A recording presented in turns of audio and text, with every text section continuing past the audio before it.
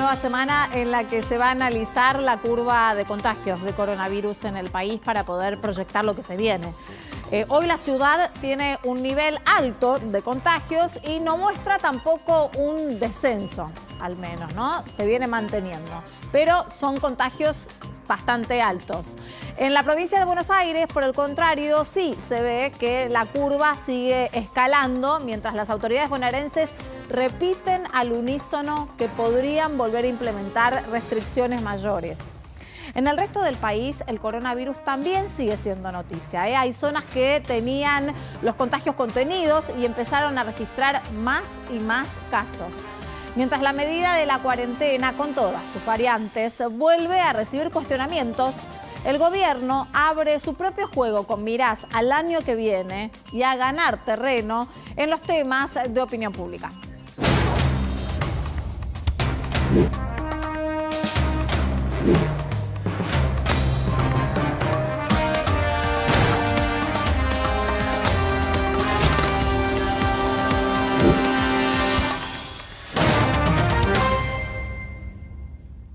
Ya estamos con todo el equipo de hoy. Nos toca para analizar toda la información en una semana donde se va a poner lupa en el comportamiento de los casos de coronavirus en todo el país, principalmente porque ya hay algunos lugares donde no tenían demasiados casos y empiezan a tener brotes de forma bastante rápida en algún punto. ¿Qué es lo que sucede en la ciudad de Buenos Aires? ¿Qué dicen las autoridades? También con un alto índice de contagios, pero que se viene manteniendo, entre los 800, los 1000, los 1100. Ahí va la ciudad de Buenos Aires, la provincia no, la provincia aumenta todos los días en la cantidad de casos. Y también sorprendió una de las provincias, la provincia de Córdoba, que viene aumentando los casos de sobremanera. Tuvo un pico en el día de ayer de 200 contagios y 2 muertes y en el día de hoy se registraron 170 contagios positivos y 3 muertes en esa provincia. Vamos a hablar sobre este tema puntualmente y otros más, por supuesto, con Hugo Pizzi, que es médico epidemiólogo. Doctor, buenas noches. Gracias por atendernos. ¿Cómo estás, Diana? Buenas noches. El placer de estar contigo. En principio, que nos cuente la situación de Córdoba, por favor. Bueno, en Córdoba ha habido algunos tropiezos, casi todos dados por los festejos del Día del Amigo y algunas imprudencias de grupos con fiestas clandestinas y una serie de cosas que han sucedido inclusive en varios ámbitos, en ámbitos humildes y en ámbitos de barrios privados de mucho poder adquisitivo. Pero se ve que el comportamiento humano está siempre rayando con la locura, especialmente con esa historia de que esto le pasa a los otros, a mí no me pasa, este es un virus muy lábil, no me va a hacer nada, pero lo más triste de todo, Diana, que aparte de saber que es un virus impredecible y con un gran poder destructivo, los últimos 783 trabajos que lo estuve contando para tu programa, dicen que aún los recuperados, las personas que se salvan de esta situación, quedan un porcentaje muy grande con problemas en sus pulmones, en su cerebro o en su corazón. Doctor, o sea, ¿usted quiere decir que tienen secuelas, ¿no? después de recuperarse del coronavirus? ¿Tienen secuelas? Quedan con secuelas. Las distintas sociedades, por ejemplo, la Sociedad de Cardiología de todo el mundo ha hecho infinidad de trabajos, la Sociedad, por ejemplo, de Neumonología también, y la Sociedad de Neurología. Entonces hay, no en todos, pero en la gran mayoría, secuelas a nivel cerebral, secuelas a nivel pulmonar y secuelas a nivel cardíaco. Por lo tanto, yo creo que no solo tenemos que apelar al criterio, al sentido común, al cuidado del ser humano, al proteger al vecino, sino también saber que aún superando esta enfermedad siempre nos va a quedar algo de nuestro organismo mellado. Ahora, me llama la atención, doctor, en algún punto que usted menciona, bueno, las reuniones sociales y demás. Hay un punto en el que quizás falta conciencia social, no tanto restricción, sino que cada uno pueda hacerse cargo de sus propios actos, como quien diría. Exactamente, yo adhiero totalmente a tu frase, a tal punto de que siempre todas las epidemias, todas las enfermedades siempre han sido responsabilidades compartidas. El gobierno, por un lado, tiene que hacer lo suyo y el ciudadano tiene que cumplir a rajatabla con todas las normativas sanitarias. Acá lo que está fallando es exactamente eso. Pero, por ejemplo, Jujuy, Diana. Jujuy era una zona blanca, Sí, vamos empezó a hablar de eso, lo que sí. se llama el turismo interno, pero de pronto empezaron las mismas historias. Es más, se sobreagregó a eso que en una frontera porosa venían todos los bolivianos, no sé si a usar cajeros argentinos o a usar qué, y contaminaban. Sí, sí, doctor. Vamos a hablar del tema de Jujuy puntualmente. Lo que quiero detenerme en Córdoba es qué sucede en los pueblos chiquitos que no tenían algunos casos y que fue como amplificándose en el terreno de la provincia. Te lo cuento. Mira, hay una cosa muy curiosa. Vos, por ejemplo, cuando tomás la ruta 9, que sería la ruta que va desde Córdoba a Rosario, Rosario, Buenos Aires, en todos los pueblos aledaños a la ruta, o sea, se ve que venía la gente, venían los camioneros, bajaban o a comer o tomaban mates. Hay casos curiosos de que tomaban mates con el grupo de las personas donde Claro. paraban. Entonces, todos esos fueron difuminando el virus. Y como es un virus que contamina tanto, de gran difusibilidad, fíjate Diana, de que uno contamina a 3, los 3 contaminan a 9, evidentemente ahí empezaron, pero el detalle es todos los pueblos que están a la vera de la ruta 9 y en otras rutas, porque Claro. por ejemplo también sucedió con la ruta que va a Santa Fe y que de ahí va a Paraná y al Chaco, Entiendo, ¿no? entiendo perfecto. Sí, Giselle. Sí, doctor, ¿cómo le va?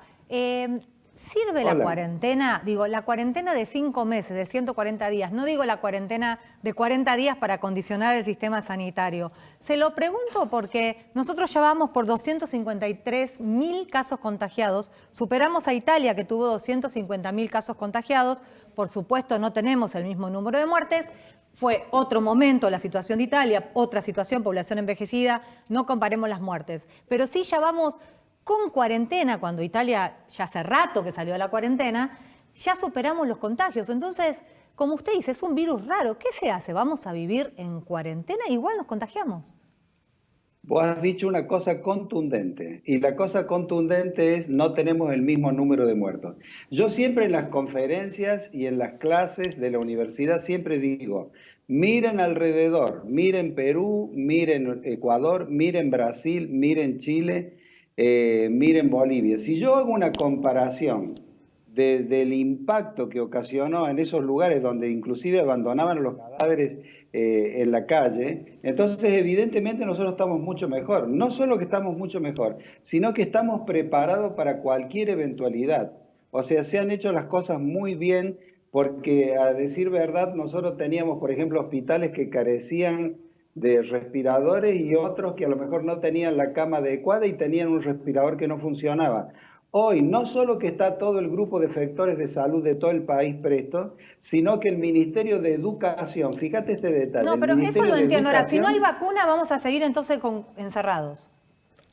no, por lo menos, mirá, hemos aprendido a atenderlos, sabemos hasta cómo tenemos, porque aprendimos de los otros, cómo tenemos que ponerlo al paciente boca abajo para que respire mejor, tenemos que anticoagularlo para que no nos dé los gravísimos cuadros de émbolo y problemas a nivel cerebral. Hemos aprendido qué corticoide hay que usar, hemos aprendido mucho y tenemos una maravilla que es el plasma. El plasma salva.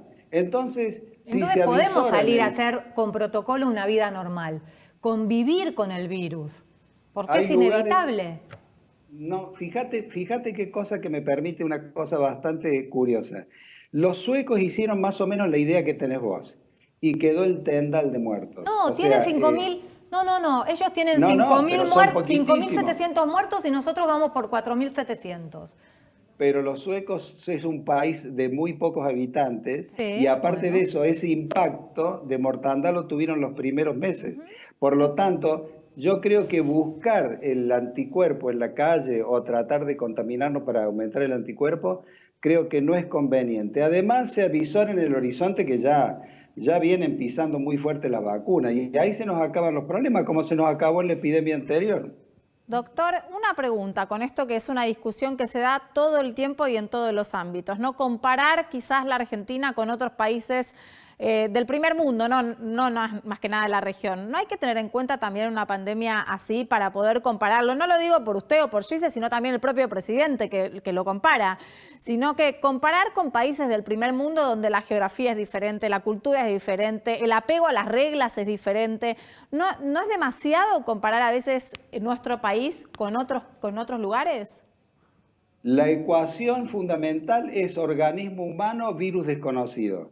Entonces, organismo humano, virus desconocido, golpea en distintos lugares. También aprendimos que los grupos ceros de sangre son más refractarios, que la raza negra es más lábil, que la raza asiática lo sufre más al impacto. Hemos ido aprendiendo sobre la marcha. Pero lógicamente creo que vamos a tener que seguir con una adhesión muy marcada a todas las medidas sanitarias, porque es lo único que nos puede salvar hasta que llegue la vacuna, pero ya está cerca. Claro. Facu. Sí, doctor, no me quiero escapar del interior y lo que ocurrió no solo en la provincia de Córdoba, sino en varias provincias. ¿Usted cree que es un hecho aislado o estamos ingresando en una curva ascendente ahora sí en las provincias del interior? Creo que has dado en la tecla, estamos en la curva ascendente. Estamos en la curva ascendente y estamos muy cerca del pico, que ojalá que no sea tan delicado, tan grave, porque así de pronto podemos llegar a una meseta y a partir de la meseta nos recomponemos en todos los efectores de salud, aunque para decir verdad, únicamente están colapsados los de Jujuy y están cerca del colapso los del cono urbano, que están a lo mejor en algunos lugares con el 80, en otros con el 60, todo depende mucho, pero el resto de las provincias, para que tengan una idea, Córdoba tiene un índice de ocupación que no llega al 3. Entonces, creo que tenemos que sortearlo. Esto hay que sortearlo de alguna manera. Yo recuerdo estando con los doctores Ríos y Pons en el Malbrán, en Buenos Aires, en la epidemia anterior. Nos dieron orden de la presidencia de hacer una vacuna. Fuimos a Concepción del Uruguay, entramos al instituto, el gobernador Urribarri nos acompañó. 5 días, 7 días estuvimos y entraron en el país 5 vacunas extranjeras. Y ahí se terminó la epidemia H1N1. Por lo tanto, yo creo que hay que ser optimistas, hay que cumplir con todas las normas, hay que cuidar a la familia, hay que cuidar a los amigos. Y esto va a terminar, tengan la seguridad que va a terminar. De nosotros depende que quede, por ejemplo, un disgusto en la familia o no. Doctor, quiero detenerme un poco con Nicolás, que hizo una investigación sobre los números para poner foco en Jujuy, que es uno de los lugares donde están más comprometidos el sistema sanitario. Y en este sentido, Nico, creo que en algún punto esa provincia, Jujuy, fue la que más hizo el ejercicio, ¿no?, de abrir y cerrar constantemente en cuanto tenían aparición de casos, ¿no es cierto? Sí, más que una investigación sobre los números, es una investigación sobre la cronología, ¿no? O sea, uno empieza a mirar lo que ha ocurrido en Jujuy y Jujuy al principio, junto con escasísimas provincias como Catamarca o Formosa, tenían 0 contagios. O sea, ellos llegaron a tener 10 casos y los 10 casos eran importados y fueron aislados. Entonces estuvieron 3 meses sin ningún contagio, hasta el 16 de junio. O sea, ellos habían vuelto a tener prácticamente 35 actividades permitidas, cuando en la Ciudad de Buenos Aires teníamos trabajos esenciales y nada más. Ellos llegaron a tener 35 actividades permitidas, además de las esenciales, y el 16 de junio aparecieron los primeros 2 contagios, y esos 2 contagios fueron contagios estrechos, y la curva se disparó inmediatamente, llegando a los números que estamos viendo hoy y llegando a situaciones que en la política no son tan normales, ¿no? Como ver que el gobernador Morales le agradece públicamente a Hugo Moyano por cederle un predio para colocar camas por el colapso sanitario que hace 4 días el gobernador Morales ya anunciaba que había alcanzado su provincia. Nuevamente volvió a hablar el gobernador. Ajá. Y lo invito al doctor que escuche las palabras del gobernador de Jujuy y después lo analizamos.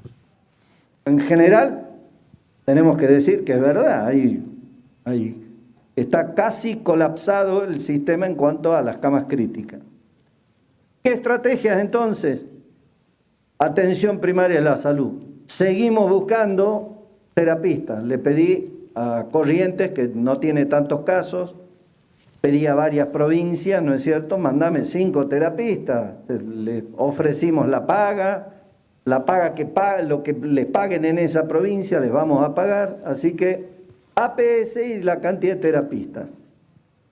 Nicolás, y también ya nos está escuchando el doctor, hay un doble carril en todo esto del caso modelo de Jujuy en algún punto, ¿no? Primero, el sistema sanitario que tiene camas pero no tiene médicos, ¿no? Terapistas, y por el otro lado es cómo se disparó de forma, como nos explicabas recién, totalmente ascendente la cantidad de contagios.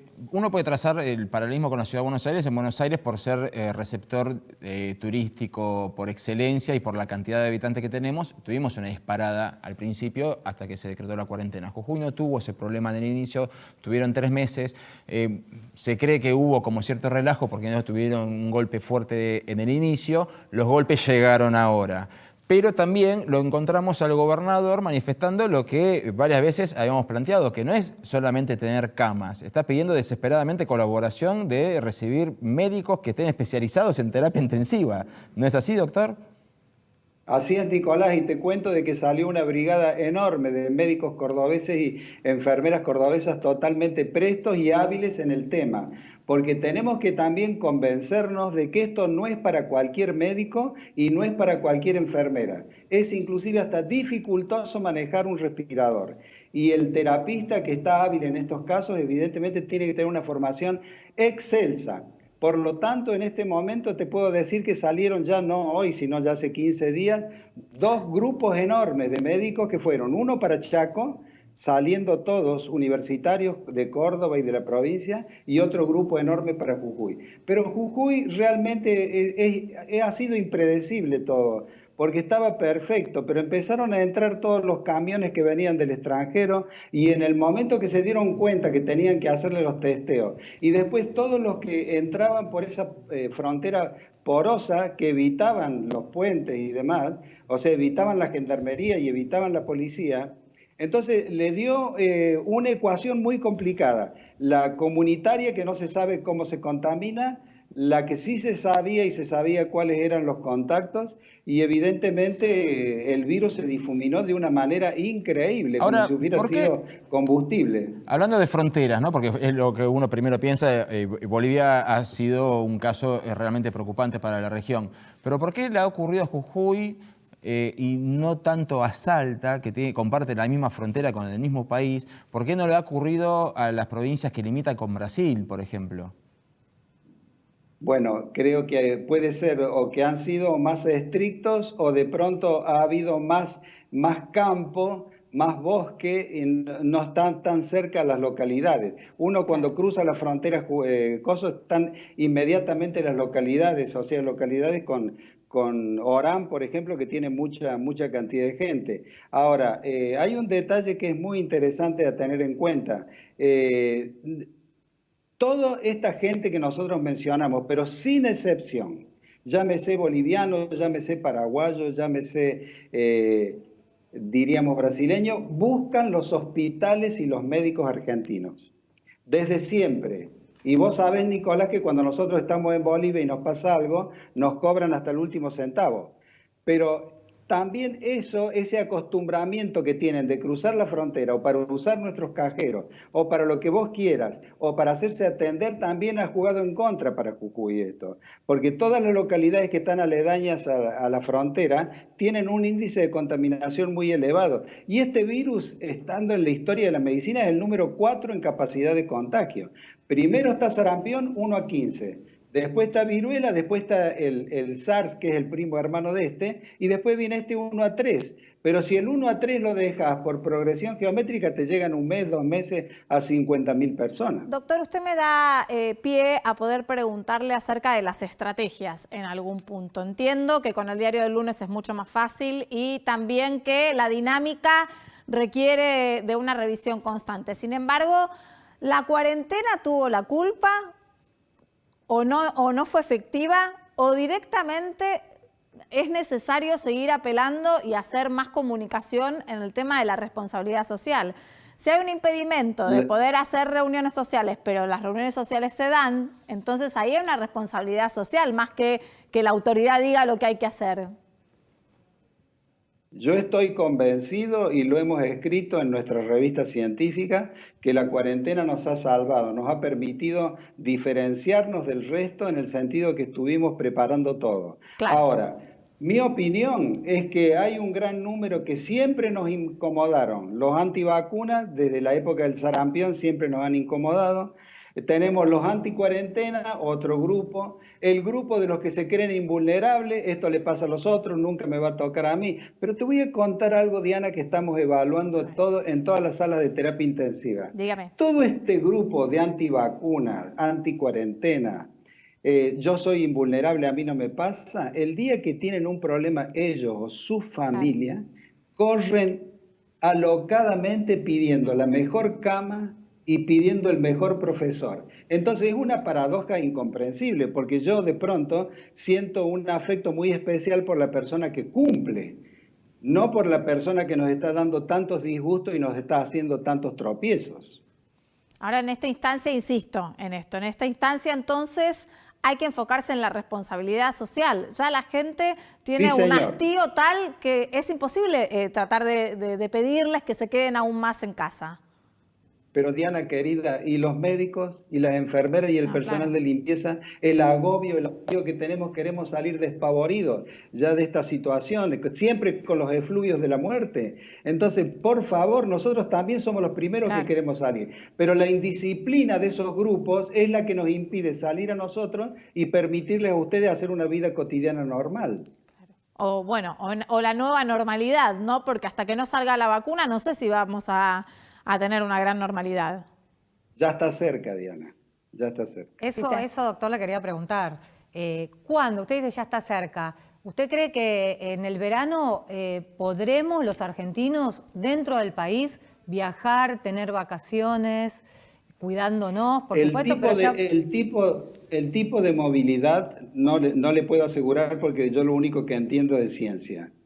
Lo que sí le puedo contar es que la vacuna inglesa tiene hoy 5 fábricas, escuche este detalle porque eso está escrito, 5 fábricas que trabajan día y noche en la producción, o sea que ahí no hay vuelta atrás. Claro. ¿Dónde están las fábricas por si uno quiere entrar y quiere averiguar?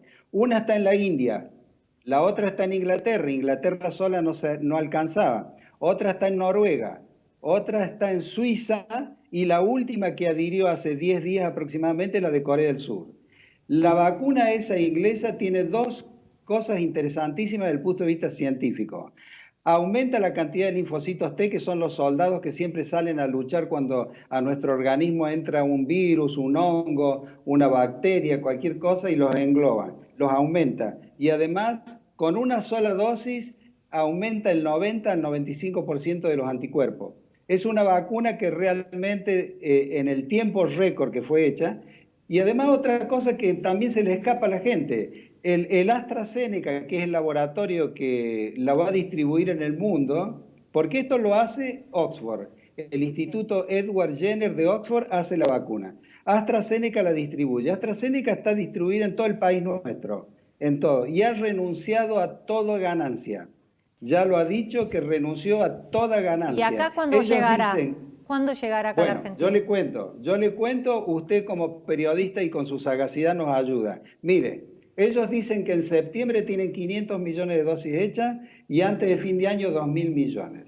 Pero la gente en general es incrédula, o sea, ¿para quién van a ser los primeros? Claro. Para los equipos de salud y después para la gente de riesgo. Ahora, ¿cuándo la vamos a tener? No sé. Pero el presidente Putin... Y acá yo le quería preguntar por la decir, vacuna de Rusia. ¿Tuvo usted alguna información de ciencia sobre esa vacuna? Yo le doy la información. Lo que pasa es de que los rusos siempre han sido crípticos. No olvide usted que cuando pusieron los satélites en el aire, el día cuando salió la prensa era cuando el satélite estaba puesto. Nunca hablaron de sus fracasos, nunca hablaron de su política. En general siempre han sido crípticos, laberínticos, diríamos. Sí, no están mostrando los resultados científicos que dicen que se patenta ahora el 12 de agosto, ahora, esta semana. Exactamente. ¿Quién la hizo? La hizo un instituto serio, un instituto moscovita que se llama Gamaleya. Pero presta atención, Diana, a esto, que yo creo que el secreto está acá. A ver. ¿Quién puso el dinero? ¿Quién controla en un país con mano militar? Ministerio de Defensa, el Ejército Rojo. ¿Quién está detrás del Instituto Gamaleya? El Ejército Rojo. Ellos dicen que en octubre, lo anunció Putin al mundo, Sí. que en octubre empiezan a vacunar a toda su población. ¿Crees, Diana, vos que un país que quiere tener la primacía en el mundo va a tener un fracaso tan espantoso como para decir esto ha sido un tropiezo tremendo? No. No me parece. Yo creo que la vacuna del Instituto Gamaleya es una vacuna que la han probado ya. De hecho, yo tuve contacto con gente en Rusia, ellos creen en la ciencia y creen en que han heredado una enorme trayectoria científica por parte de la Unión Soviética en algún punto y que la probaron y que estaría funcionando, que realmente ha funcionado. Pero también en Rusia, que tiene muchísima población, doctor, van a empezar a aplicar la vacuna a aquellas personas de riesgo primero y también a los trabajadores de la salud, los esenciales principalmente. O sea, la estrategia va a ser igual en todas partes. El Ejército Rojo se va a encargar de vacunar a todo el mundo, hasta en el archipiélago Gulab. Nunca tienes que dejar de mirar, y más que todos ustedes que son periodistas y tienen una mirada muy especial, cuando está el Ejército Rojo detrás del Instituto Gamaleya. Bueno. Doctor, gracias por atendernos esta noche. No, un placer, un saludo cariñoso para todos. Por favor, cuídese. Bueno, en algún punto tocamos todos los temas. Lo de la vacuna de Rusia a mí me llamó la atención lo que mencionó, porque la realidad es que no trascendió también cuánto se ha comprobado, ¿no? En los testeos y demás. La misma Organización Mundial de la Salud lo dijo. Es como una reedición de la carrera por quién llega primero a la Luna, ¿no? O sea, es una competencia de superpotencia, sobre todo conociendo la historia reciente de Rusia, que desde la caída de la Unión Soviética ha buscado revalidar su rol de potencia más allá de lo militar y necesita este premio de decir, nosotros salvamos. Bueno, Putin está a la hace 20 humanidad. años en Rusia y logró un poco Sí. eso, por eso la población en su mayoría, no digo todos, pero lo quieren, porque colocó de vuelta a Rusia en la escena, agenda. claro, En la agenda escena global. elite Ahora internacional. necesita esa validación y obviamente la carrera por la vacuna tiene claros actores. Por un lado, Estados Unidos, Reino Unido, Claro. Rusia. Bueno, vamos a volver un poco a la Argentina, les propongo, a ver si les parece, porque en algún punto también es cómo se comunican las cosas. Nosotros vemos bastantes declaraciones por parte de las autoridades, algunos eligen ser más moderados y otros realmente eligen ser más agudos en sus declaraciones. Es el caso del ministro de Salud bonaerense. El ministro Goyan siempre es como un poco más contundente, ¿no? Con las declaraciones y con esto de la vuelta a marcha atrás de la cuarentena si es necesario. Y ahí nos preguntábamos un poco cómo se comunica, ¿no? Si realmente está dando efecto esto de la comunicación del terror, ¿no? La estrategia del tengo miedo. Y el problema es cuando se mezcla la política, Diana, cuando se mete la política, porque en el caso que vos nombrás, que es el de la provincia de Buenos Aires, no es inocente que haya salido hoy Daniel Goyan a decir que es la ciudad de Buenos Aires la que está inundando a la provincia de Buenos Aires de casos. Hoy hubo una reunión que yo ahora en un ratito Igual te voy a me llamó contar. muchísimo la atención esa Claro, declaración. No sé pero ustedes qué piensan, porque, pero bueno. porque Horacio Rodríguez Larreta quiere avanzar Con sus en fases. la fase 2 de la apertura, que ahora te voy a contar de la reunión. Entonces, la comunicación a veces, la política mete la cola y Pero y la no es realidad inocente. también la Hay algo- mete. Están negociando. Con esas declaraciones ya le están diciendo, el jueves cuando nos juntemos los tres, algo vas a tener Pero que sí ceder. se nos acaba de contar Nicolás que entraron 2 a Jujuy y desparramaron el virus. Entonces, si es realmente la Hay ciudad de algo- Buenos Aires la que contagia a la provincia también contagia a la ciudad. Mira, Diana, hay algo que los editores generales de los medios digitales, si quieren, puede darle una mano a la sociedad de una forma A ver, hermosa, contanos. que era la siguiente: recurrís al Google Analytics, recurrís al DAX Comscore y empezás a desagregar desde dónde entra la gente a informarse sobre determinada nota. Y ahí vamos a ver quién escucha a Golan, quién escucha a Quirós, quién escucha a Kicillof, quién escucha a Alberto Fernández. Y les puedo asegurar que somos muy poquitos los que estamos informados sobre las decisiones, sobre qué está permitido, qué no está permitido. Entonces, la política de comunicación, en caso de una pandemia, no debería estar en manos de personas que vienen y nos hablan de las redes sociales, de Claro. personas que vienen y nos hablan de las nuevas tecnologías de la Es un comunicación. microclima. Es absolutamente primitivo, hay que volver a lo primitivo, al altoparlante y al... Pero para mí y es al- algo personal. ¿Vos No, querés no, que- lo digo en serio, a lo primitivo, al altoparlante conurbano y la por lo campaña menos. de concientización del afiche. Porque ¿quién lo escucha, Golando? ¿Quién lee la nota de Golán en Infobae, por poner un ejemplo? Nosotros. ¿Quién Sí, más? por ahí el sector más crítico no lo lee. Yo quería preguntarles, no sé, esto de si vale la estrategia del médico que abruma con tanta información e impacto, o en realidad prefieren los más moderados. ¿Qué sé No, yo? y además ya están saturados. Me parece que la gente está saturada de información. Piensen que vamos a ingresar este fin de semana a la 10ª fase. La gente que se informa Que está se saturada de informa, información. sí, sí, coincido. Y el resto coincido. también porque no puede salir de su casa. Entonces también Sale hay igual en el cansancio conurbano. y por eso Esa mismo es la realidad. terminan es saliendo. que hay una cosa declamativa de los políticos y una realidad que es la que está pasando.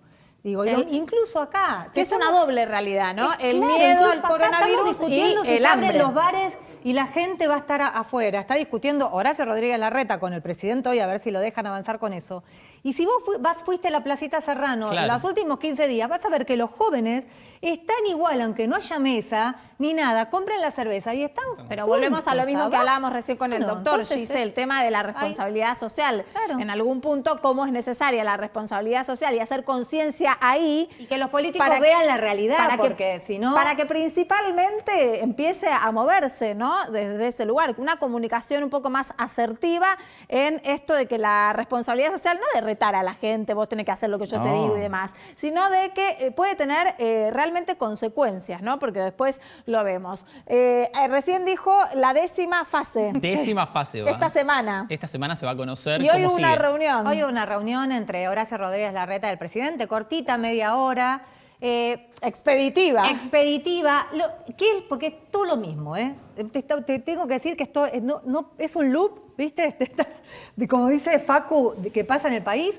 Bueno, está pasando lo mismo cada vez que hay que sentarse a ver lo de la cuarentena. Se sabe que sigue, que va a seguir. Lo que no se sabe todavía es cómo. Las posturas son igual que siempre. Punto, Giselle. Provincia- Se sabe que sigue. no va a Yo en haber- ningún momento pensé Bueno, que íbamos por a eso, salir de la provincia, cuarentena. Claro, y sin provincia muchos quiere que cambios siga tampoco. todo igual. Claro. Horacio Rodríguez Larreta no quiere que siga todo igual. O sea que lo que hay que ver es si esta vez hay como una suerte de divorcio, qué pasa el jueves cuando se junten los tres, cómo va a terciar ahí Alberto Fernández. Una cosa para tener en cuenta, esta vez no estuvo la reunión previa de Horacio Rodríguez Larreta con Kicillof antes de ir a ver al presidente. Hoy Rodríguez Larreta lo fue a ver directamente, sin juntarse con Kicillof. Le llevó- Porque él le quiere llevó sus avanzar. números. ¿Qué le llevó? El plan para avanzar en la fase 2, que prácticamente de lo que se trata es de abrir los comercios de la zona de Trasbordos, 11 Retiro, la calle Avellaneda, de poder sacar las mesas con autoservice en los locales gastronómicos. Eso es lo más cuestionado seguramente. Porque Lo de sacar los las mesas locales que dicen- implicaría que la gente se pueda sentar. Sí, o estar parada o sentada Eso y ya que pasa, se pueda Giselle. hacer. ¿Por qué clausuraron la Porque eso ya cervecería no la semana pasa, pasada? pasa. Por eso te digo, bueno, pero lo hacen, pero Medio lo que te hipócrita dicen lo las hacen, ¿no? cervecerías y los bares que están abiertos es nosotros no podemos controlar la calle. Nosotros Claro. le vendemos el vaso y bueno, si se quiere quedar ahí, nosotros no lo podemos echar. Pero es lo que vos Entonces, decís, en es algún lo que yo punto digo, la se realidad hace. te lo arroja. Si Por- ustedes Pero van a por los eso lugares de te los digo, bares, Diana, están las mesitas. La semana pasada clausuraron una cervecería en Sí, Recoleta bueno. después de un escrache de Sí. alguien, de una persona Sí. en Twitter y ahora van y plantean, o sea, Bueno, pero porque- yo soy el dueño de la cervecería y me quedo diciendo, ¿en qué quedamos? No, están planteando ahora que se los permita legalmente para No, que no obviamente. puedan cerrar la cervecería. En la ciudad lo que creen es que la realidad te lleva por delante, digamos, que no podés hacerse, hay que administrarlo eso, Claro. porque los jóvenes se están juntando igual, entonces hay que administrarlo con protocolo. Justo hay que Otra cosa que administrarlo en el están pico, pidiendo, ¿no? Claro. otra También cosa no perdamos de vista eso. Sí, otra cosa que están pidiendo es que vuelvan los deportes, los que son los individuales, remo, tenis, etcétera, bueno, todos esos individuales, y también las salidas sin DNI, salidas recreativas. Lo que sí ya le dijeron que sí, porque salió publicado en el boletín oficial, lo que vuelve es las actividades teatrales sin público, los trabajos de mantenimiento y conservación de las colecciones de los museos. Lavado de autos sin auto. No, bueno, por ahí es vía streaming, ¿no? Bueno, las cosas, hay Claro. cosas culturales vía streaming que las autorizaron de la Vía fase 2. streaming. Lo otro Vía veremos streaming el que se jueves. venía dando. Por ahí lo que Claro. pasaban eran funciones más viejas o que nos estaban dando O ahí quizás en para vivo, empezar pero- a ensayar, como en el fútbol, Sí, que se empiezan a viene. entrenar para después Claro, para avanzar. después empezar a tenerlo. Claro. Bueno, vamos a seguir hablando de la política, la cuarentena, el coronavirus y esta semana clave para ver cómo continuamos después. Ya venimos.